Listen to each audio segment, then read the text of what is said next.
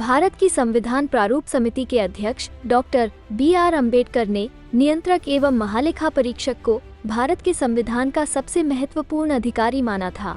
सन 1858 में महालेखाकार के कार्यालय की स्थापना की गई और 16 नवंबर 1860 को सर एडवर्ड ड्रमंड ने प्रथम महालेखा परीक्षक के रूप में कार्यभार संभाला। इस संस्थान के महत्व को देखते हुए संविधान निर्माताओं ने स्वतंत्रता के उपरांत इसे संविधान के अनुच्छेद 148 के तहत संवैधानिक दर्जा दिया। CAG संघ और राज्यों के कंसोलिडेटेड फंड्स, पब्लिक अकाउंट्स और कंटिजेंसी फंड से संबंधित लेन देन का ऑडिट करता है। सरकारी कंपनियों के साथ साथ यह उन संगठनों का भी ऑडिट करता है जिन्हें पर्याप्त सरकारी फंडिंग मिलती है। समय के साथ साथ इस संस्था ने उल्लेखनीय रूप से विकास किया है तथा आज ये संस्था बदलती आवश्यकताओं के अनुरूप व्यापक जिम्मेदारियों का निर्वहन कर रही है, जिसमें सार्वजनिक निजी भागीदारी, नियामक संस्थाओं तथा पर्यावरणीय लेखा परीक्षा शामिल है। जम्मू और कश्मीर में CAG का प्रतिनिधित्व प्रधान महालेखाकार, लेखा परीक्षा एवं प्रधान महालेखाकार, लेखा और हकदारी द्वारा किया जाता है। प्रधान महालेखाकार लेखा परीक्षा ऑडिट संबंधी कार्यों की देखरेख करता है और प्रधान महालेखाकार लेखा और हकदारी राज्य सरकार की ओर से लेखे बनाने और पेंशन से संबंधित कार्यों को संभालता है। हमारा मुख्य कार्यालय श्रीनगर में तथा शाखा कार्यालय जम्मू में स्थित है, जिसका मुख्य उद्देश्य नागरिकों तक आसान पहुंच और सरकार के कामकाज के प्रभावी निरीक्षण को सुनिश्चित करना है। हाल के दिनों में हमने अपने कार्यालयों में टेक्नोलॉजी के उपयोग से हमारी कार्य संस्कृति को बदला है तथा हमारी कार्यप्रणाली को अधिक दक्ष और प्रभावी बनाया है। E-ऑफिस, E-HRM और one IAD one system OIOS जैसी IT प्रणालियों को अमल में लाने से फाइलों के प्रबंधन, कर्मचारी मामलों को संभालने और ऑडिट प्रक्रियाओं में क्रांति आ गई है। OIOS के कार्यान्वयन ने ऑडिट इंटीमेशन से लेकर ऑडिट रिपोर्ट को जारी करने तक सभी ऑडिट गतिविधियों का पूर्ण डिजिटलीकरण सुनिश्चित किया है, जो हमें 100% पेपरलेस ऑफिस के लक्ष्य की ओर ले जा रहा है।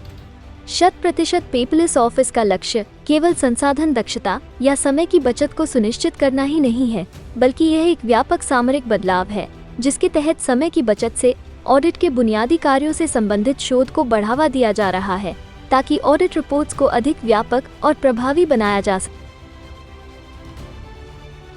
हमारे स्वतंत्रता सेनानी तथा संस्थापक देश के नागरिकों की अपेक्षाओं को पूरा करने के लिए प्रशासन में निरंतर सुधार में विश्वास रखते थे।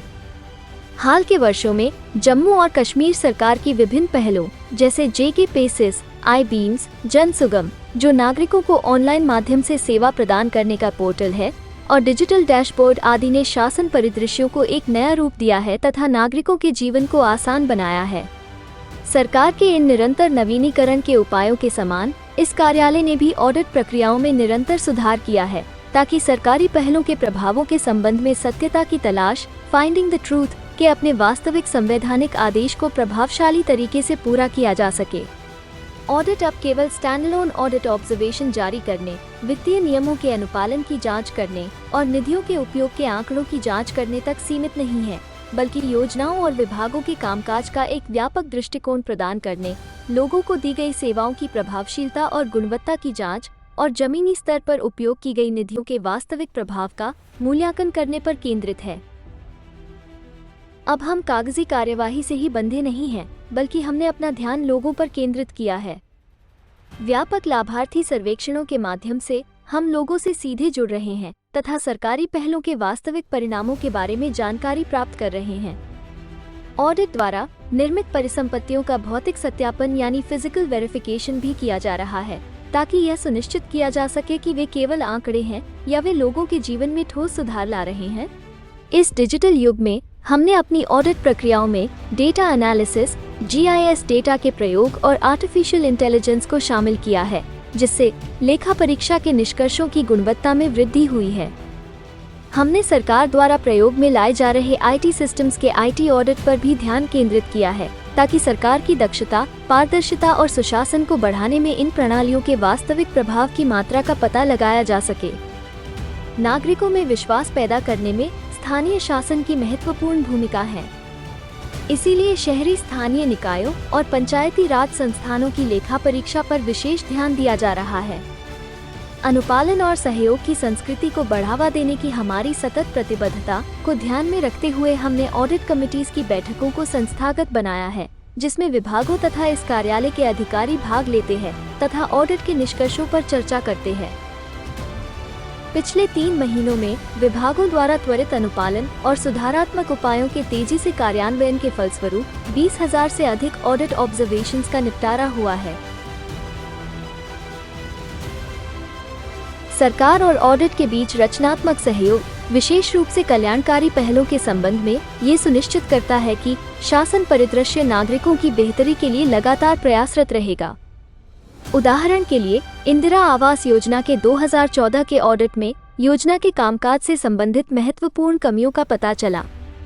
सीएजी द्वारा की गई रिकमेंडेशंस को शामिल करने के बाद 2016 में प्रधानमंत्री आवास योजना (PMAY) की शुरुआत की गई। यह ऑडिट द्वारा की गई रिकमेंडेशंस तथा प्रशासन द्वारा नीति निर्माण के बीच पूरक संबंधों को दर्शाता है। जम्मू और कश्मीर में भूविज्ञान और खनन विभाग के ऑडिट के दौरान राजस्व हानि का कारण बनने वाले विरोधाभासी नियम सामने आए। विभाग द्वारा त्वरित सुधारात्मक कार्रवाई ने न केवल राजस्व हानि को रोका, बल्कि लेखा परीक्षा के परिवर्तनकारी प्रभाव लाने में योगदान को प्रदर्शित किया। इस कर्तव्य काल में ऑडिट दिवस के इस अवसर पर हम सुशासन की आधारशिला के रूप में संस्थागत सहयोग का मार्ग प्रशस्त करने के लिए एकजुट हुए हैं, ताकि जिन नागरिकों की सेवा और कल्याण के लिए हम सभी प्रतिबद्ध हैं, उन्हें हमारे हर निर्णय और कार्रवाई के केंद्र में रखा जा सके। इस परिवर्तनकारी यात्रा का हिस्सा बनने के लिए हम आपके आभारी हैं।